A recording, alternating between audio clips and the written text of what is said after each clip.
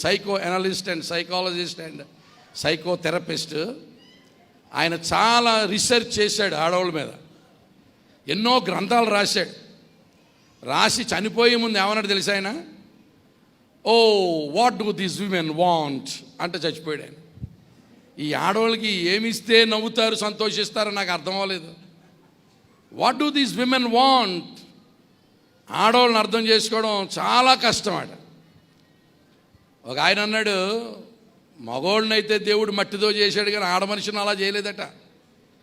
సృష్టిలో ఉన్న శక్తులన్నీ తీసి ఆడ మనిషిలో పెట్టాడటండి.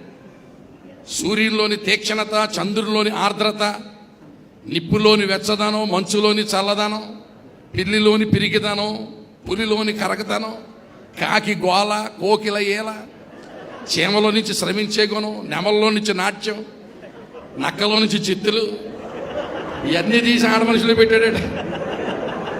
సూర్యునిలోని తీక్షణత అంటే కంటి చూపుతో చంపేస్తామంటారా? వాళ్ళ చూపు అలా ఉంటుంది. చంద్రుల్లోని ఆర్ద్రత, నిప్పులోని వెచ్చదనం, మంచులోని చల్లదనం అంటే అర్థం ఏంటనుకుంటున్నారు? ఆడవాళ్ళు మగవాళ్ళు నిద్రపించేయగలరు, ఇంకా నిద్ర లేకుండా చేసేయగలరు. సంసోన్ నిద్రపించేసింది ఒకడిని. సంసోన్ ఒక ఆవిడ నిద్రపించేసింది. ఒక ఆవిడ నిద్ర లేకుండా నిప్పులోని వెచ్చదనం, మంచులోని చల్ల. ఆడవాళ్ళు చాలా పిల్లిలాగా పిరికోడు, పొద్దుకంటే భయం, బెల్లంటే భయం, అన్నీ భయాలు. పిరిగింది కాదా రెచ్చిపోయావో పిచ్చిపోతారంటే తీసిందా మనకి దగ్గర మార్చాం. మరి మనం తెలియకుండా తినేంతో ఏడు కానీ మన కడుపులా మార్చేసుకుంటుంది అంతే. పిల్లిలోని పిరిగిదనం, పులిలోని కరకదనం, కాకి గోల, కోకిల ఏల. ఆడవాళ్ళు కాకిలాగా గోల చేస్తారు 10 మంది ఉంటే, కోకిల్లాగా పాడగలరు, నెమల్లాగా నాట్యం, చీమలాగా శ్రమించే గుణం. తెల్లారి గంటలు లెగుస్తుంది ఆడమనిషి. మళ్ళీ రాత్రి 10 గంటల దాకా మెదిలినట్టే ఉంటుంది, తుడిచినట్టే ఉంటుంది, తోమినట్టే ఉంటుంది. ఏమండి, చిన్న రోబోట్లాగా పనిచేస్తూ ఉంటుంది. నెమల్లోని నాట్యం, చీమలోని శ్రమించే గుణం, నక్కలోని జిత్తులు. ఆడవాళ్ళు అబద్ధం ఆడారంటే నాగార్జున సిమెంట్తో గోడ కట్టినట్టేనట. మేము అబద్ధం ఆడితే తడికేనట, అడ్డంగా దొరికిపోతాం మేము. ఆవిడ మనిషి అబద్ధం ఆడితే ఇంకెవడో పట్టుకోలేడట. కనుక ఇంత తెలివిగలతో ఎలా కాపురం చేస్తావో ఆండ్రూసా నా కొడుక.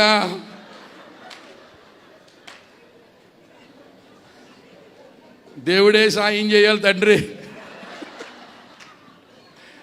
సామాన్యం కాదురా బాబు. ఆడవాళ్ళు ఎటువంటి వాళ్ళు అంటే వాళ్ళు అడిగిన వెళ్దాం అనుకున్నారు అనుకో, ఎప్పుడు తయారైపోతారో, ఎప్పుడు వండేస్తారో, ఎప్పుడు తుడిచేస్తారో, ఎప్పుడు చక్కపెట్టేస్తారో తెలియదు. వెళ్ళకూడదు అనుకుందా, నీరసం అంటది అంతే. ఇంక దానికి డెఫినేషన్ లేదు, ఇంక దానికి నిర్వచనం లేదు. మొత్తం ఈ ప్రోగ్రామ్ అంతా ఫెయిల్ అయిపోద్ది. చాలా సైకలాజికల్ మూవల్. వాళ్ళ ముఖం టచ్ స్క్రీన్ లాంటిదట.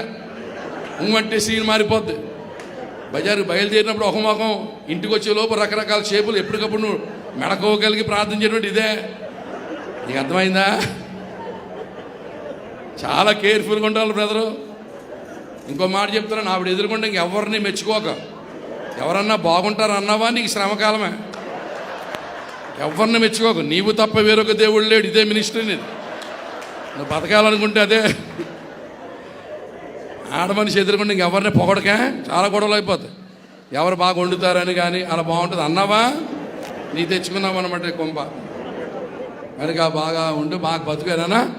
మన ఒక ఆయన ఓ పెళ్లి క్యాసెట్, ఒక అతను ఓ ఇంట్లో 7 చేస్తానంటే టీవీ చూస్తారు. భార్య అడుగుతుందంట, ఏం సీరియల్ అని బాబు అంతలా 7 చేస్తారంటే అన్నారంటే సీరియల్ కాదే మన పెళ్లి క్యాసెట్ అన్నారు. ఆ పెళ్లి క్యాసెట్ వేసుకున్నా బతికేలాగా అయిపోయిందా వేళ. పెళ్లి క్లిక్ అయితే పరమగీతమే, ఫెయిల్ అయితే విలాపవాక్యాలే, డ్రామాలో అంగలార్పు. మనోడు పెళ్ళి క్లిక్ అవ్వాలని మనందరం ప్రార్థన చేద్దాం. దేవునికి స్తోత్రం కలుగునగాక. చాలా మంచిది. ఎంత ప్రసంగం చేసినా, ఎంతమంది చెప్పినా ఒకటే సారాంశం ఏంటంటే బాగా బతకమని.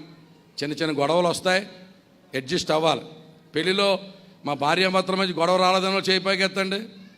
ఒక్క చేయిలు ఎగుతొట్టు భూమి మీద. భార్యాభర్త గొడవలు వస్తాయి. ఒకసారి గొడవ వచ్చి భార్య అన్నదట, ఇది నా మంచం నువ్వు కింద అడుకో అన్నదట. ఇలా సారి తెచ్చుకుంటారు కదా ఆడవాళ్ళు, మా అమ్మోళ్ళు ఇచ్చారు మంచం, ఇది నాది నువ్వు కింద అడుకుంటే కింద అడుకున్నాడు అంటాడు. కింద పడుకున్నాక మధ్యరాత్రిలో జ్ఞాపకం వచ్చిందంటే మంచం దీందే కానీ నవ్వారు నేను కదా కొన్నానా నవ్వారు కోసేసాడు.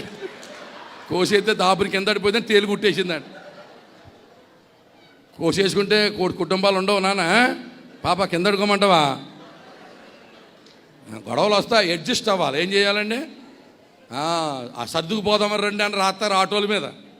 ఆటోలో సర్దుకుపోవడం కాదు, సంసారంలో సర్దుకుపోవాలి. ఆటో ఇక్కడ ఎక్కుతాడు దిగిపోతాం, ఇంక దిగడం ఉండదు ఇది. So adjustment is very important అన్నా. ఏంటన్నావా? చాలా మంచిది. పెళ్లి చేసుకునేటప్పుడు కూడా సంబంధాలు బాగా చూసి చేసుకోవాలట. ఒక ఊళ్ళో పెళ్లి చేసుకున్నారట. పెళ్లి కూతురు భయంకరమైన లోవంట.